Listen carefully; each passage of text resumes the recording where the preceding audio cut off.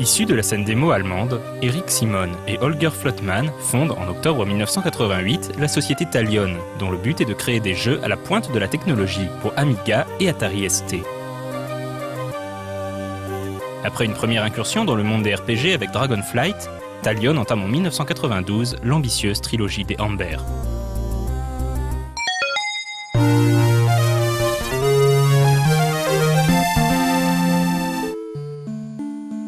Autrefois, le seigneur du chaos Tarbos tenta de conquérir les terres de l'Iramion, avant d'être banni par le pouvoir d'un artefact nommé l'Ambre Étoile.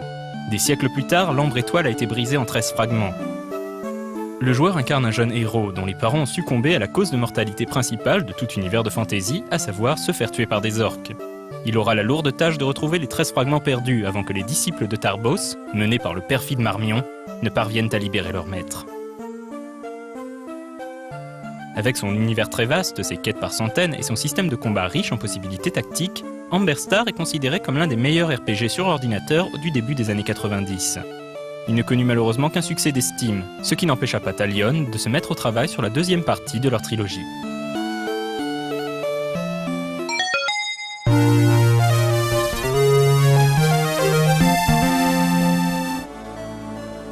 Dans Amber Moon, le joueur incarne le petit-fils du héros d'Amber Star, envoyé par son grand-père dans les contrées de New Lake, là où débutait le jeu original, pour enquêter sur une nouvelle menace qui pèse sur le monde.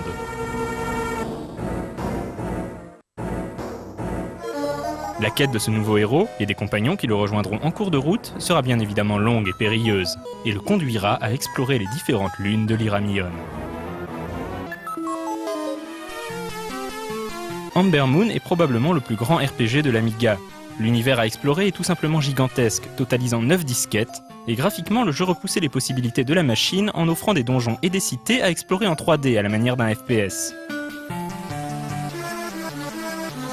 C'était également une sorte de grand crossover des jeux Talion, puisqu'au cours de ses voyages, le joueur croisera de nombreux héros issus des différents titres du développeur. Hélas, là encore, le succès ne fut pas au rendez-vous et Talion ferma ses portes avant d'avoir pu porter son jeu sur DOS et Atari ST.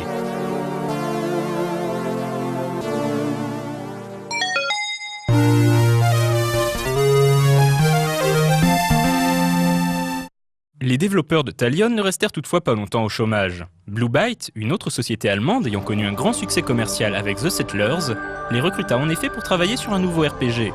N'ayant plus accès au nom Amber, l'équipe appela son nouveau projet Albion. Bien que proposant un univers différent, il est considéré comme le 3e épisode de la saga.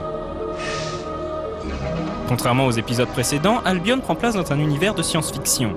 Le héros, Tom Driscoll, est un pilote servant à bord du Toronto, un vaisseau dont le but est de découvrir de nouvelles planètes dont les ressources pourraient être exploitées. Lors d'une mission de routine sur Albion, une planète réputée déserte, Driscoll et le scientifique Rainer Hofstedt découvrent que la planète en question regorge en réalité d'une vie luxuriante. Hélas, leur navette s'écrase et Tom et Rainer ne doivent leur survie qu'au peuple local de félins humanoïdes, les Iskaï.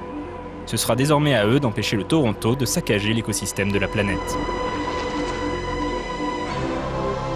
Albion reprend le moteur d'Amber Moon et on retrouve donc l'alternance de phases en 2D et en 3D de celui-ci. Le monde est encore une fois très vaste et le jeu propose une histoire riche en rebondissements, intrigues secondaires et personnages recrutables.